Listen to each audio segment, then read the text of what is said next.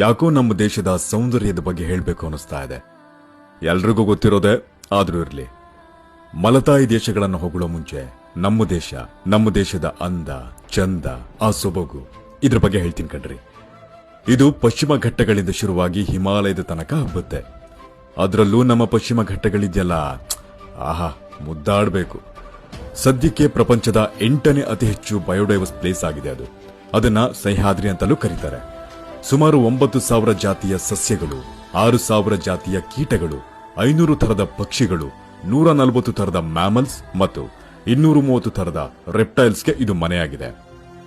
ಇನ್ನ wild life ಇದ್ರ ಬಗ್ಗೆ ಹೇಳ್ಬೇಕಂದ್ರೆ, ಇಲ್ಲಿ ಪ್ರಪಂಚದ ಅತಿ ದೊಡ್ಡ ಬೆಕ್ಕು ಮತ್ತೆ ಅತಿ ಚಿಕ್ಕ ಬೆಕ್ಕು rusty spotted cat, highest altitude ನಲ್ಲಿರುವಂತ ಬೆಕ್ಕು snow leopard, tallest flying bird sarus crane, Asiatic elephants ಮತ್ತೆ ಜಗತ್ತಿನ 39 ತರದ ಬೆಕ್ಕುಗಳಲ್ಲಿ 16 ತರದ್ದು ನಮ್ಮ ದೇಶದಾಗಿದೆ.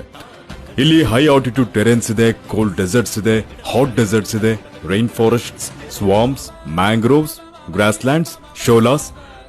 ಇಷ್ಟು ವೈವಿಧ್ಯತೆಗಳು ಸಿಗೋ ಒಂದೇ ಒಂದು ದೇಶ ಅಂದ್ರೆ ಅದು ನನ್ನ ಭಾರತ.